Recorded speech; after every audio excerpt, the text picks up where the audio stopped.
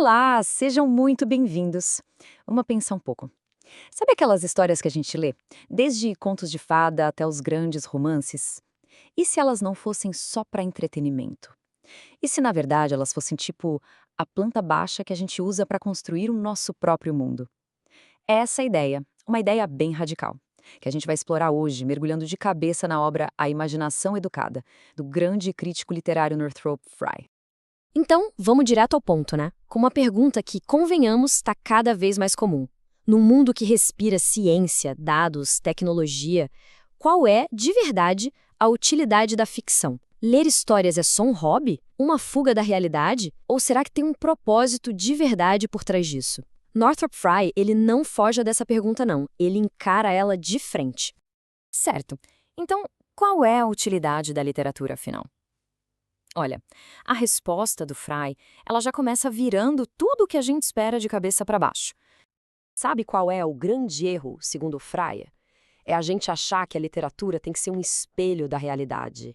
Sabe, descrever o mundo exatamente como ele é. Isso aí, ele diz, é trabalho da ciência.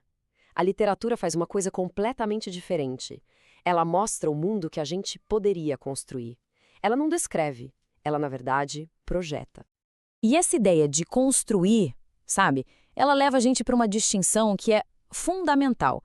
A diferença gritante entre o mundo da natureza, aquele em que a gente simplesmente existe, e o mundo humano, aquele que nós criamos ativamente. Pensa comigo, ó, de um lado tem o mundo da natureza. Um furacão, ele não tá nem aí para os nossos sentimentos, né? A gravidade, ela simplesmente existe. É isso, esse é o mundo do isto é. Agora, do outro lado, tem o mundo que a gente constrói. Cidades, leis, a arte. Pensa bem, nada disso existe na natureza. Tudo, absolutamente tudo, foi imaginado primeiro. Nasceu do nosso desejo de ter ordem, de ter beleza, de ter um significado. Esse é o mundo do isto é o que a gente quer. E olha, essa citação aqui, ela resume tudo de um jeito perfeito. A literatura não é uma janela para o mundo natural. Ela é um tijolo na construção do mundo humano. Ela pertence a esse universo da imaginação, aquele que a gente mesmo cria. O Fryer, ele usa uma analogia que é simplesmente brilhante. Imagina só, uma pessoa naufraga e vai parar numa ilha deserta. No começo, o que ela vê? Um mundo indiferente, até meio hostil, né? Só que aos poucos, usando a imaginação e o trabalho, essa pessoa transforma árvores em abrigo, plantas em comida, ela transforma aquela paisagem num lar. É exatamente isso que a humanidade faz, só que em escala global. A gente impõe uma forma humana ao mundo da natureza. Tá, mas como é que a imaginação constrói esses mundos? Qual é a ferramenta? A resposta é a linguagem. E o Frye mostra que a gente usa a linguagem em 3 níveis bem diferentes, e é lá no terceiro nível que a mágica da literatura acontece. Funciona assim, ó. Primeiro, a gente usa a linguagem para ter consciência da gente mesmo, sabe? O eu contra o mundo. Beleza. Depois, a gente usa para a vida social, para conversar, para trabalhar, organizar as coisas. Mas aí vem o terceiro nível, o da imaginação. É a linguagem do e se. É aqui que a gente para de só descrever a realidade e começa a criar novas realidades. Esse é o território da literatura. Então, para ficar bem claro, a ciência usa a linguagem para mapear a realidade, como se fosse um cartógrafo desenhando o mapa. Já a literatura pega os elementos desse mapa, as montanhas, os rios, as pessoas, e reorganiza tudo no mundo novo, uma estrutura que não é movida por leis da física, mas sim pelos nossos desejos e medos mais profundos.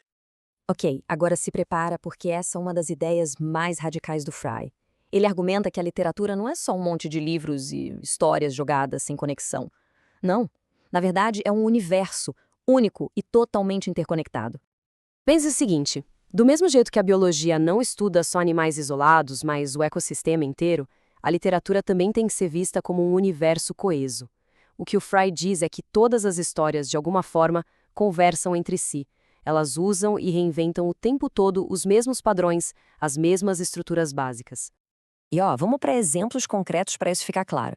Pensa na história do bebê que é abandonado e depois cresce para se tornar um grande herói. A gente vê isso em Moisés, em Perseu lá na mitologia grega, até em romances como Tom Jones. Ou a história da Cinderela. Ela se repete sem parar, né? A jornada do herói, a tragédia, a comédia de erros, Tudo isso são estruturas, arquétipos, que formam o esqueleto de praticamente toda a narrativa que a gente já leu ou ouviu na vida. E se a gente tivesse que resumir tudo isso numa estrutura só, numa ideia central, o Fry diria que é esta aqui, a busca pela identidade.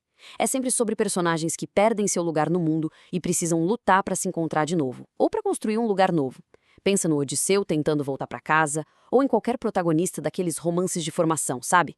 Essa é a grande trama, o coração do universo literário.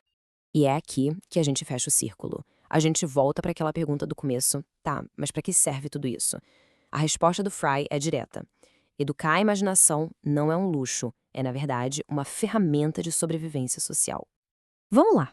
Uma imaginação que não foi treinada, ela pensa em clichês. Ela engole o discurso pronto da publicidade, da propaganda, e reage com medo a tudo que é diferente. Já a imaginação educada pela literatura, ela é flexível. Ela aprende a enxergar o mundo por outras perspectivas, a sacar quando tem manipulação na jogada, e o mais importante de tudo, ela ganha a capacidade de visualizar uma sociedade melhor do que a gente tem hoje. É por isso que a literatura é tão, mas tão poderosa. Porque, ao mostrar todos os modelos possíveis de mundo, com heróis e vilões, utopias e distopias, ela treina nossa capacidade de enxergar além do agora. Ela nos dá as ferramentas não só para criticar o mundo que a gente tem, mas principalmente para projetar o mundo que a gente quer. É a fonte de toda e qualquer visão social.